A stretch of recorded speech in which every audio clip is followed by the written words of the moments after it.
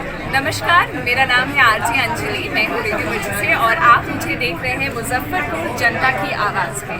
धन्यवाद। इस शो की प्रायोजक है मां भवानी डेकोर प्राइवेट लिमिटेड, मतलब a complete floor solution, new 0 mile Dadar road Muzaffarpur. क्यों अल्लाह के नबी ने कहा कि जब नमाज का वक्त हो जाए तो नमाज के फौरन चल दो, लेकिन दो ही चीजें यहां पर उसकी इजाजत मौजूद है बस। अगर आप खाना खा रहे हैं और नमाज अजान हो गई तो पहले खाना खा लो, छोड़ के मत जाओ। अगर खाना खा रहे हो तो ऐसे ही आप थोड़ा लेट उठे, सहरी में थोड़ा सा वक्त बाकी है, आंख लग गई नहीं उठ पाए, उठे तो सहरी का टाइम खत्म होने वाला है, अभी हुआ नहीं है, फौरन बैठ जाओ सहरी करने के लिए। सहरी करने में 2-3 लुकमा आपने खाया और फौरन सहरी का टाइम खत्म हो गया, मस्जिद से आवाज आई सहरी का टाइम खत्म हो चुका है या अजान की आवाज आई, तब छोड़ो नहीं, आप उतना खा लो जितने में आप समझ सको कि मैं दिन भर भूखा और प्यासा रह सकता हूं। इतनी परमिशन है शरीयत के अंदर, इतनी इजाजत है। ये छोटे छोटे मसलों की मसलहत जब समझते हैं हम ना, तब पता चलता है कि क्या होता है। क्यों नमाज पढ़ने वाले के सामने से गुजरने को इतना बड़ा गुनाह बताया? क्यों कहा कि जब अजान हो जाए और आपको पेशाब या लेटरिन लग रही है तो पहले पेशाब कर लो, फारिग हो जाओ, लेटरिन कर लो, फारिग हो जाओ, उसके बाद जाओ। अगर 1-2 रकात छूट रही है तो कोई बात नहीं, छूट जाने दो, लेकिन पहले इन चीजों से फारिग हो जाओ। और जन्नत में जाने के लिए मेहनत करना है, जहन्नम से बचने के लिए भी हमें अपने आप को बहुत से गुनाहों से बचाना भी है। अच्छा अमल करेंगे, नेक अमल करेंगे तो जन्नत मिलेगी। देखिए दोनों चीजें डिपेंड हैं। जन्नत कब मिलेगी? अच्छे अमाल पर। और जहन्नम से हम कब बचेंगे? गुनाहों के काम छोड़ने पर। ये दोनों चीजें दो हैं, एक जन्नत है एक जहन्नम है। अमल भी दो हैं, एक अच्छे हैं और एक बुरे हैं।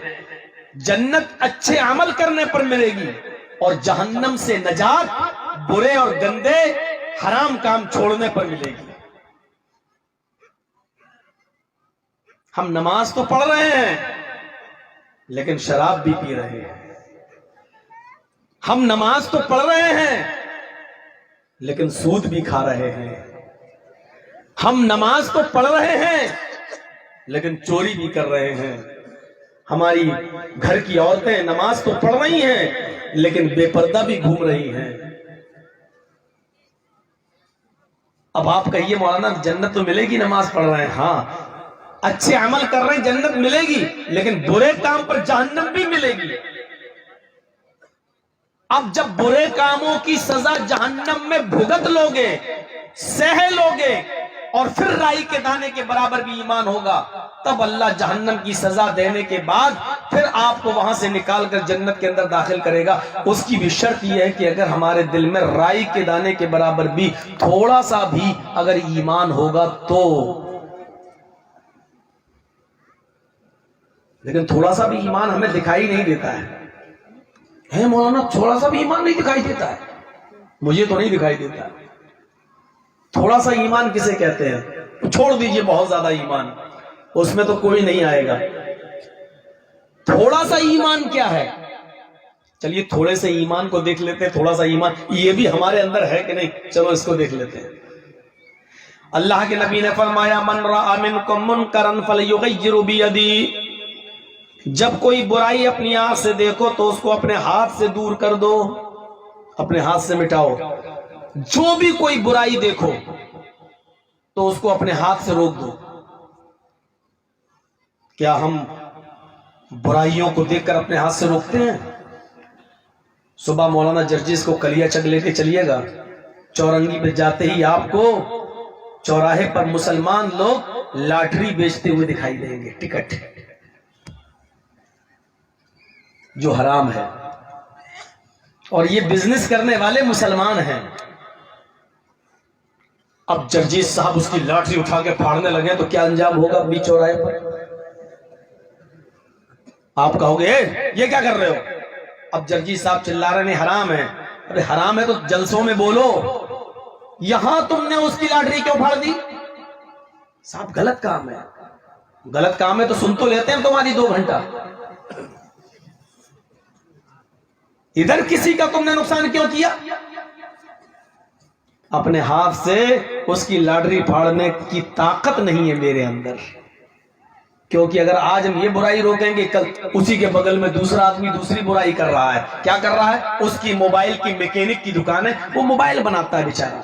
अभी देखा उसको, एक आदमी उसके पास गया कि मोबाइल साहब हमारा खराब है, बनाओगे?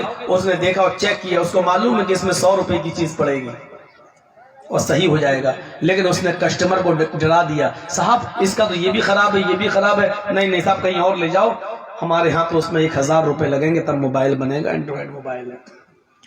साहब 1000 लगेगा? हाँ भाई। होते होते होते होते मामला होते होते 500 या 600 पे आके डन हो जाता है। आप तैयार हो जाते हैं, जबकि आपको मालूम है कि उसमें सिर्फ 100 रुपए लगेंगे, लेकिन 1000 से शुरू करके 500 600 पर आपने मामले को डन कर दिया है और बना दिया है, और 500 600 रुपए लेके आपने उसको मोबाइल दे दिया है। ये भी हराम है।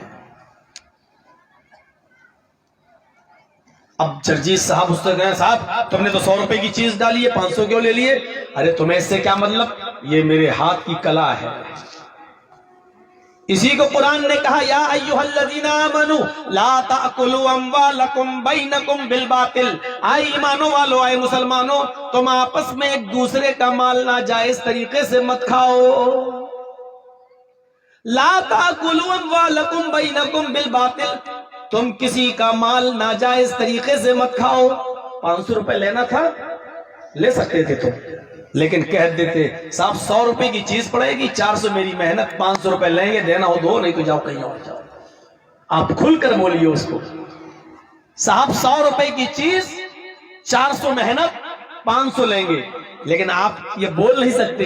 अगर हमने जैसे ही कह दिया 100 की चीज, तो वो कहेगा भाई साहब 100 की चीज है, 400 मेहनत क्यों ले रहे हो? 100 की चीज है, 50 मेहनत ले लो, 100 ले लो तो 200 ले लो। लेकिन वो 400 आप मेहनत कहोगे तो वो देगा नहीं। और जब आपने ये बता दिया कि 100 की चीज पड़ेगी, 400 मेहनत, तो वो जाके किसी दूसरे से बनवा लेगा।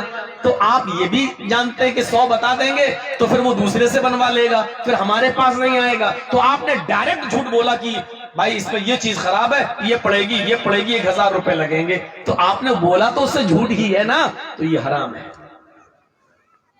इस बुराई को आप अपनी आंखों से रोक दोगे, हाथों से नहीं रोक पाओगे।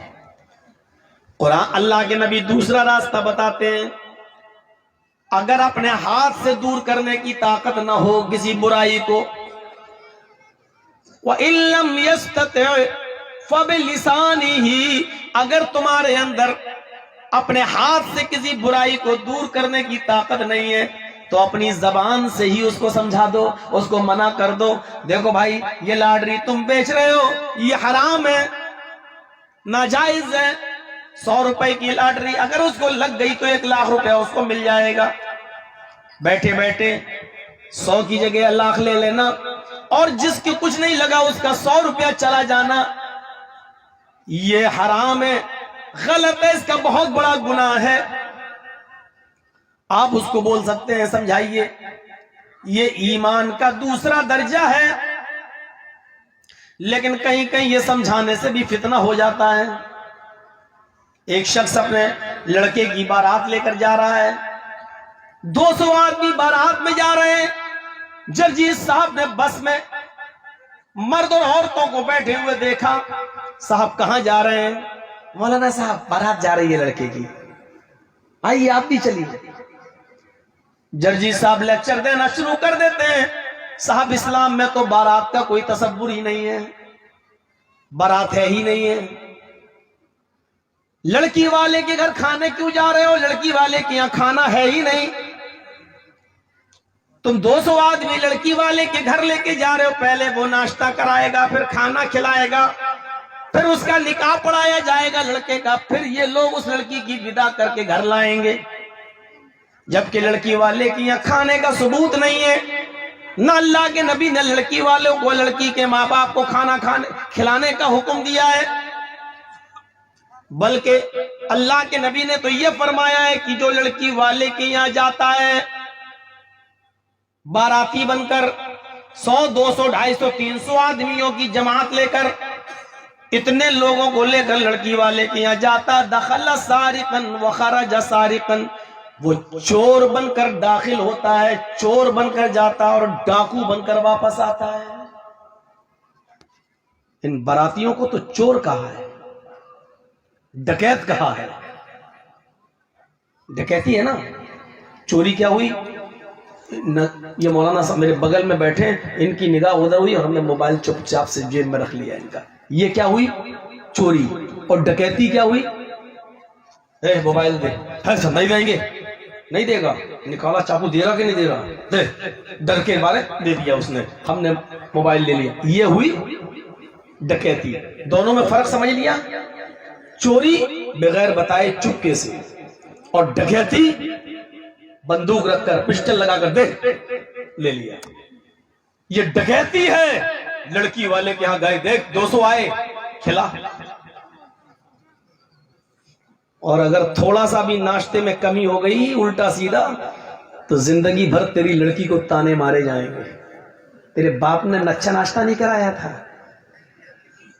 अगर खाने पीने में, खिलाने पिलाने में तेरे बाप ने कमी की, तो जिंदगी भर ताने मारे जाते हैं लड़की को। ससुराल वाले मारते हैं लड़की के। तेरे बाप हमारे मेहमानों की खिदमत नहीं कर पाए हैं? बड़े का गोश्त खिला दिया, देसी मुर्गा नहीं खिला सकते थे, मटन नहीं खिला सकते थे। हाय हाय हाय, इसको कहते हैं डकैती। जो लड़की वाले के घर बेशरम बन के जाके बैठ गए, खिलाओ। और लड़की वाला बेचारा इधर उधर से कर्जा लेके लाता है, खिलाता है, तब उस लड़की के हाथ पीले होते हैं। एक दिन आपके पेट की जहन्नम को भरने के लिए बेचारा कितना कर्जदार हो जाता है, उसकी हैसियत आपको नहीं मालूम। उसके कर्जे को अदा करते करते सालों लग जाते हैं। बाद में पता चलता है कि 5 लाख रुपए कर्जा लेके शादी करी, 1 लाख रुपया तो बेचारे ने सूद बन गया उसका। सूद अब उसको लेना पड़ा 5, देना पड़ा 6 लाख। सिर्फ आपका एक दिन का पेट भरने के लिए लड़की वालों के ऊपर खाना खिलाना हदीस से साबित नहीं है। अपने सपनों की आशिया को दे एक नई पहचान माँ भवानी डेकोर प्राइवेट लिमिटेड के साथ, जो है ऑथराइज्ड डिस्ट्रीब्यूटर ऑफ कजारिया। देश की मिट्टी से बनी टाइल से देश को बनाते हैं, और जहां मिलती है सभी प्रकार के Indian and imported granite, marble, sanitary एवं कोटा स्टोन का अनोखा एवं आकर्षक संग्रह। माँ भवानी डेकोर प्राइवेट लिमिटेड मतलब a complete floor solutions. New 0 mile Dadar road, Muzaffarpur. Call 9934753111।